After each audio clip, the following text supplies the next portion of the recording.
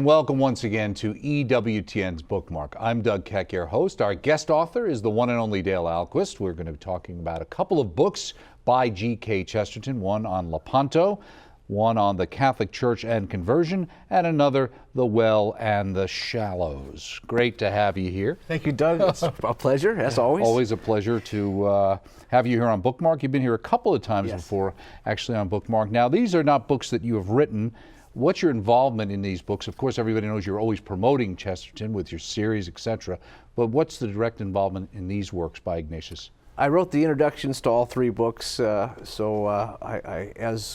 is my moniker, I'm always trying to get people to read Chesterton. So I'm the doorway to these three since books. We couldn't convince Chuck to come on the show as Chesterton and do an interview on his book. That's right. You're here instead. With the Lepanto book, my involvement was actually quite extensive because it's not only the introduction, but I participated in the annotations as we annotated the entire poem, and I also wrote a chapter of literary criticism of the poem. Right. Now, you've also written a couple of books yourself, Yes, right? I have, yes. Now, as I recall, what is it? Chesterton, the Apostle of Common Sense? Right. You were back on the show in 04 and 08, Chesterton 101? Yes, Common Sense 101, Lessons from G.K. Chesterton. Mm-hmm. And audio, Orthodoxy, did you do the voiceover for that? I did. I read Orthodoxy. I've also read The Everlasting Man as an audiobook as well. How did you find doing that compared to, let's say, doing the television show? Well, yeah, it's utterly different experience and exhausting too. It's really a lot of work to read an entire book, but it's a great way of getting inside the book. I recommend to people, if they're not going to listen to the book, read it out loud. There you go. Okay, Lepanto. Let's talk about Lepanto with explanatory notes and commentary edited by Dale Ahlquist. Now, Lepanto, a battle, people might know about it. You can tell us a little bit about it. But, you know, it's hard enough for people to read Chesterton or who should be reading it. But this is like a poem. Come on. It is a poem. And come on, you're right. People should read poetry. One of the things this points out is, you know, we've talked about Chesterton on our series and in the books that we've covered about what a insightful writer is, prophetic, timely, and great defender of the faith. But one thing we forget is that he's also just a great writer. Mm-hmm. And he was really a master poet. And this is considered one of the great poems of the 20th century. And now, is it considered that by you or by quote-unquote experts? Well, I'm the expert, Doug, and so the answer is yes to both questions. Yeah. Okay. So some of the great minds agree with you. Yeah, and it's true. And when the poem was published, it really did take England by storm and was quoted and taught for years and years in most schools because it was considered a masterpiece of English literature. What makes it a masterpiece? Well, it has, first of all, just a great rhyme and rhythm to it. You know, the dim drums throbbing in the hills half heard. You know, so it just marches along because it's telling the story of Don John of Austria, who is going to defend Christendom against the attacking Turks in this great naval battle, which was a turning point in history. Mm-hmm. And the weaving of the characters, the different characters, and we get each of their points of view as they are about to enter into this battle. And the undertone of all of it is Don John of Austria, who's the main character, as he's being led into the battle and leading the battle. He's a 24-year-old illegitimate son of the emperor of the Christian Empire of Christendom, Charles V, and the Pope, you know, chose him to lead the Christian forces, none of whom had ever fought together before. Mm-hmm. And the Pope said to him, this is Pope Pius V, said, you know, your father, you know, was the one who gave you your royal blood, but I'm going to give you greatness because you're going to achieve something great today. Mm-hmm. And this is the battle that really saved Europe, and many people, certainly from a Christian perspective. And Our Lady supposedly had something to do with that as well, right? Yes, it was, as I said, a very important historical battle because if the Turks had prevailed in that battle, they would have taken over Italy. They would have conquered Italy, and the rest of Europe was in complete disarray because it was right on Reformation. Reformation. They're not getting along. No one's getting along with each other. They could have easily been defeated, and the Turkish Empire could have taken all of Europe, as it is doing now. And the interesting role that Our Lady played was the Our Lady of Guadalupe. Mm-hmm. The Bishop of Mexico had 2 images made of the Talma of the Our Lady of Guadalupe, and they were the first 2 images to go across the Atlantic Ocean to Europe. And the Pope gave one of those images to one of the generals who was commanding one of the ships in the Battle of Lepanto. Because it was a sea battle. Yeah, it was a sea battle. It was a naval battle. And so, so Our Lady of Guadalupe was there at the Battle of Lepanto. And of course, the other great role that Our Lady played, that was kind of the incidental one, is that everyone in the battle, every soldier, every sailor, even every prisoner who was rolling, was given a rosary. And at the beginning of the battle, they all prayed the rosary. And at that moment, the wind turned, and the wind favored the Christian Allied forces, and they completely routed the Turks. And it was the first defeat of the Turkish forces in over 100 years in the Mediterranean. And they were decimated, and the Mediterranean was safe for the Christian forces for hundreds of years after that. Now, you say in the introduction that you put together, Chesterton's poem not only tells the story, it truly stirs the emotions. So he takes a very creative approach describing different perspectives of the events. When was the first time you read it, and did it impact you that way? The first time I read it was as I was discovering Chesterton, and of course I was a Protestant. I knew nothing about European history or Catholic history, so I didn't really know what the poem was about. I had never even heard of the Battle of Lepanto. So I knew I was reading good poetry, but I didn't know what any of it was about. And in many ways, that was the incentive for creating this book, to explain what each of the allusions are, and we really go through a line-by-line analysis of what everything refers to. Right. You say you've tried whenever possible to offer explanations from Chesterton himself, that is, excerpts from his other writings that shed light on his imagery and ideas in the explanatory notes, because it's not like you open it up and it's a 70-page poem in the sense of it being a straight poem. It's a lot of broken down by what, stanzas or? Yeah, it's, I don't remember how many stanzas are in it, probably 10 or something. It's a 7-page poem, and but each line is analyzed and explained, so you know what the literary and historical allusions are. And also, we try to show why this is a beautifully written poem. Sometimes, the purpose of literary criticism is to make you understand why you're having a good experience reading something, or if you're not, why you should be. Who was F.J. Slattery?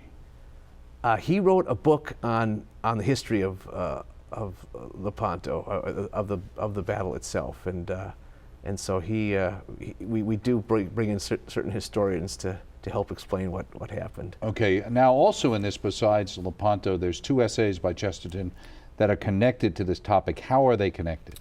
Well, there's one other interesting character who was present at the Battle of Lepanto, and that was the Spanish author Cervantes. Oh, okay. And he was wounded in the battle. He lost the use of his left arm for the rest of his life, and made his way back to Spain afterwards.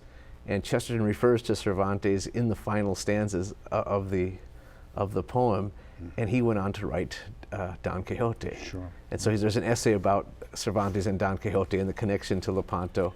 And then there's another essay where Chesterton imagines history that might have been.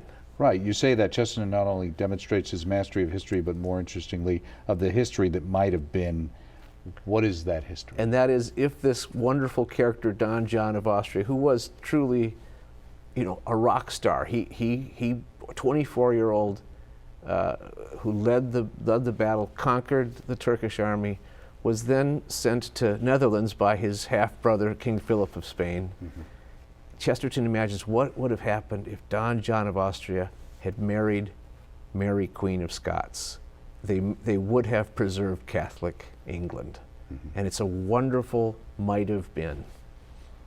Now, you say elsewhere, you quote that when Chesterton's official biography appeared in 1943, Maisie Ward called the poem perhaps his best-known single piece of writing.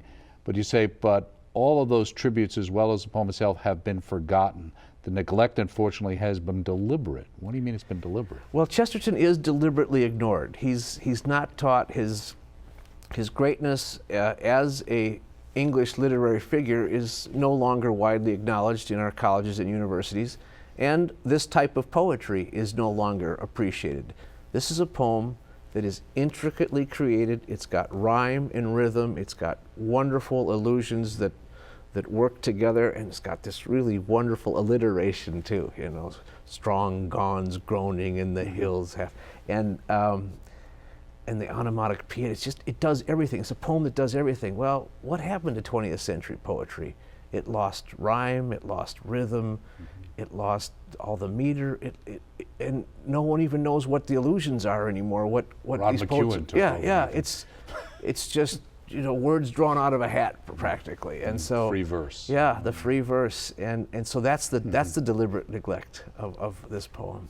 Let me ask you, talking about Chesterton, we'll talk about these other two books, you know, we talk about essays in here and then poems and obviously books. Was there any written medium he didn't succeed at? Well, he wrote plays, and he wrote novels, and he wrote different types of novels, you know, including the mystery genre. You know, I'm looking here, Doug. I'm going down the list of what he might not have succeeded. I'm not coming up with anything. I'm not coming up with Do you think if he was alive today, he'd be writing for television, writing for film? I he think would write for everything. He'd be a natural in today's Would he media. blog? Would he be a blogger? Well, he was sort of like an early blogger. I think the last thing he did, the last 11 years of his life, was his own newspaper called GK's Weekly, and he said it was like having his own scrapbook. And that's really what a blog is in many ways. It's everything he wanted he put into that newspaper, right? And he did that. And he had the privilege of doing it because he was a well-established writer. I think he'd be thrilled that writing is so much easier to pass along to others because of the electronic media. I think he would think that's a great thing. Okay, great. Now, the other book we wanted, the next one is The Catholic Church and Conversion. Now, you were a convert yourself. Now, Chesterton was a convert as well. Is that a connection for you with him? Well, absolutely. In fact, the reason I first came to EWTN was because I was on a Marcus Grodi's show talking about Chesterton's Journey conversion, Home. Right. And I was, you know, a convert myself, so I was able to talk about conversion, both Chesterton's historical conversion and as an insider myself, having gone through it. And there's no question for me that if I hadn't read Chesterton, I never would have discovered the Catholic Church. So he brought me to the Catholic Church, as he has brought many, many others. And I think what's interesting about his book on conversion is that it describes the journey of so many Catholic converts. They recognize what they've gone through when they read that book. Well, it's interesting because you wrote the foreword to the new edition. Yes. Now you're writing in the footsteps of Hilaire Belloc, who wrote the original foreword. How are they different? Well, you know, what's interesting about Belloc is that he really never thought that Chesterton would actually become Catholic. He was obviously the first to welcome him and was thrilled by the news, but he really never thought that Chesterton would do it, never pulled the trigger. Because he knew that Chesterton had been defending the Catholic Church for a long time, but he really didn't think, and so that's interesting. So, and the other thing that's different from my own perspective and Belloc's is that Belloc is writing as a lifelong Catholic. He hadn't gone through the experience of conversion himself, so he's actually writing to it, you know, from a different perspective to a different audience, and he's writing to the contemporary audience, and I'm looking back. And this book originally came out when? 1926. Yeah, 26. Okay. Yeah, mid-20s. Now, in the foreword to the new edition, you start off with a quote from him. We do not really want a religion that is right where we are right. What we want is a religion that is right where we are wrong. Why did you start with that? Well, at Chesterton, it sort of epitomizes why a person has to become Catholic, in that people get comfortable in religions because they agree with those religions. And when they start confronting a religion that they don't quite agree with, they have to figure out, well, is it true even if I don't agree with it? And that's what happens when you start investigating the Catholic Church as an outsider, is that you start knowing that you're disagreeing with lots of elements in the Catholic Church. And you find out one by one that those things are right and you're the one who's been wrong. And that is what we need, is a church that is right, whether or not we agree with it or not. If we just go around for looking for the religion we agree with, it's going to always be. Well, it's the church of you then. Yeah, ultimately, exactly, right? yeah, Exactly. yeah. Well, you talk about the idea of people reading Chesterton for one reason or another as unsuspecting souls. How so? Well, a lot of people pick up Chesterton, as I did, as an evangelical, because for whatever reason they're drawn to him, whether it's his detective fiction, as is often the case. There are a lot of academics who like his literary criticism, and they'll pick up his book on Charles Dickens, for instance. And then there are the people who, as evangelicals, for instance, who know about his influence on C.S. Lewis, who will read books like Orthodoxy, The Everlasting Man, because it's fine Christian apologetics, have no idea that Chesterton's either Catholic or that they're even going to start to explore that. But they start liking Chesterton. They say, I got to read more of this guy. I have to read more. And then they start hearing him talk about the Catholic faith, and they're slowly being pulled in without them even knowing it. Right. Yeah. Well, you said here, although I have read this book many times, I have to say that there were 3 really distinctive readings for me. Yes, because I first read it as a non-Catholic and really without any interest in becoming Catholic, just because I was interested in Chesterton. So that's a very different reading from the second reading, which was sort of while I was starting to investigate the Catholic Church and inclined towards the Catholic Church, but not yet Catholic. And then the third reading was I had converted, and I was looking back on it all. Well, you say one of the most significant observations Chesterton makes in this book, and this I thought was very interesting, is that the potential convert reaches a stage where nothing said by any opponent of the faith will have the least effect, but one wrong word by a Catholic can do a great deal of damage. Sometimes the worst enemies of the church are its own members. Did you have that experience at all? Yes, I did, and I know that Chesterton would not have said that if he had not had the experience himself. And who knows, maybe it was something Belloc said that made him back off. You know, you are, when your soul is disposed to become Catholic, you are looking for affirmation, and it's the enemies really don't have any effect on you at that point. But you're looking at Catholics, and you're looking how they handle their faith, and you're looking at the things that they assume and the things that they don't assume, and they're speaking a foreign language to you sometimes, and they're just not being sensitive to what the convert is going through, and that can be very off-putting, very off-putting. Sure. You say Chesterton expresses concern that in describing conversion, he might give the wrong impression that his own experience is the same as all other converts, yet almost all the converts that I know who have read this book have attested to the fact that Chesterton describes their experience almost exactly. Yeah, and that's what he's talking about, the 3 stages of conversion. Because every convert starts by being against the Catholic Church, but then they make the decision, well, I'm going to at least be fair to the Catholic Church. And as Chesterton says, there is no being fair to the Catholic Church. You're either for it or you're against it. And as soon as you stop being against it, then you're starting cheering it on all of a sudden. Then you want, okay, all right, I want no more. And then comes the second stage, is simply discovering the church, and that's this fun part. And then comes the third stage. After your mind has been convinced, your heart is telling you, don't do it. You know, the third stage is running away from the Catholic Church. Well, you say as soon as you stop being against the Catholic Church, you find yourself being oddly in favor of it. There is no in between. There is no neutral ground. Do you think that also happens for people who leave the church? Well, you know, that's a very good point. I've never even thought about that before, Doug, and it does seem that way. The people who leave the Catholic Church are really violently against it. You don't usually have ex-Catholics who still feel good about the Catholic Church. Right. Never thought about that before. Right. And also it says here, in the Catholic Church and conversion you will find, and you say underline, many striking fundamental and prophetic truths. Perhaps the most prophetic is that the faith will be revived by a new generation after an older generation has neglected it. Is that what you think we're going through now? Yes, I absolutely think we're going through that now. We see a lot of interest in the faith from young people when the previous generation has in many ways dropped the ball. You're also seeing it with the new vocations, new priests who are just on fire for the faith and want to bring back all the traditional truths and affirm those things when the previous generation is just a little bit lukewarm about it. So that's the Catholic Church and conversion. The third one we wanted to touch on during this program was The Well and the Shallows.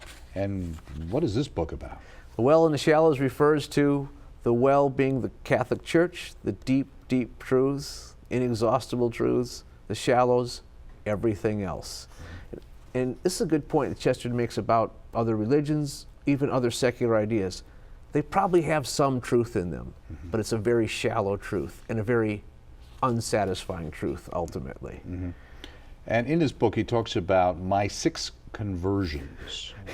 What is his 6 conversions? His 6 conversions, he says, there are six reasons that I would have become Catholic, except for one reason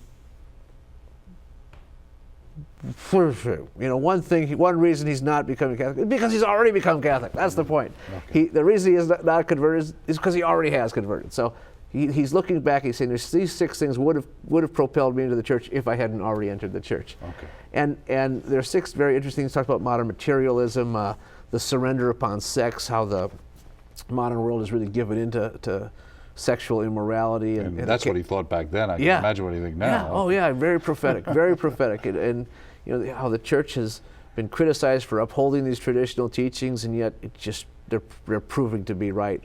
But the most interesting one, I think, is what he calls something about the fossils, the fossilization. The religion of fossils. Yeah, the religion of fossils, which is, he points out that all the Protestant denominations have turned into fossils, in that what they had originally protested against the church, which is their reason for breaking off from the Catholic Church, the original reason is gone. But they still have not reconciled with the church because they found some other reason to protest. They just want to maintain their anti-Catholic stance, even though the original reason is long gone and probably even forgotten. Now, in the foreword in this Well and the Shallows, this is one of G.K. Chesterton's last books. Yes. In looking at this book and in that context, how is it different than his earlier work? Yeah, the only specifically different thing from his earliest works is that he is a Catholic, and there are the chief event. The chief event of his life. Okay. And yet, if you take out the specific Catholic references, and even in some cases, not even if you take those out, you really cannot tell the difference between his early writing and his late writing. Chesterton is one of the most consistent writers who ever lived. He has this 36-year writing career, and apart from specific references to contemporary events, you cannot tell the difference in his style of writing or the way he conveys truths, or the very truths that he conveys from his earliest writings to his very latest writings. So he's consistent. Yes, consistent. Okay. You say the man who some have foolishly accused of anti-Semitism, I didn't know that, also saw before anyone else that something terrible was about to happen to the Jews, obviously before World War II, and he proclaimed that he would die defending the last Jew in Europe. And you note that his prophecies are chilling. He also goes on later in that paragraph to talk about trends in birth control, state-enforced education, scientific officialism, academic deconstruction, and anti-Catholicism, that he saw all of these coming, right? It's a very prophetic book. He seems to be writing about what's happening right now, even though he's writing, at the end of the 1930s or the mid-1930s. Right. Now, you also mentioned that, ironically, there are people who enjoy Chesterton's abstract thinking but get prickly when he goes concrete. How so? Well, I think this is one of the interesting things about the Catholic Church, is that they like the idea, for instance, of social justice. They like that. But then you talk about specifically what that means, and Chesterton does, and then they say, well, I'm not sure I really agree with that. And so that's when Chesterton actually talks about specific things, what it means to our responsibility to the poor, what it means to create a just society, people say, well, that sort of affects me. That affects my behavior. Right. That's right. And that's right. It all sounds good when you're talking in the abstract terms of justice, but when it's talking about specific behaviors that you maybe have to change, that's the prickly part. And why was Thomas More, in his estimation, really more important today, or at this time, than he even was when he was alive? Yeah, interestingly enough, Thomas More wasn't canonized till the mid-1930s, right about this time that this book was written. And at the time of Thomas More's canonization, Chesterton said, he's more important now than he was at his own time. He's going to be more important in the future than he is now. Because what did Thomas More do? He defended marriage, of course, but he also defended the Catholic faith when the state was coming in to first destroy the Catholic faith, but then because they were destroying marriage, it was the marriage of King Henry VIII that he was trying to get it annulled, and the church would not annul it. So he was protecting the family, he was protecting the church. Those are the two things that are under attack in our time right now. Right, and we live in a time where people many times have to make choices. Yep. They can't waffle in the middle. Just before we go, another book in the works for you, whether you're a book you're writing yourself or... Yes, I am. I'm working on a book called The Complete Thinker.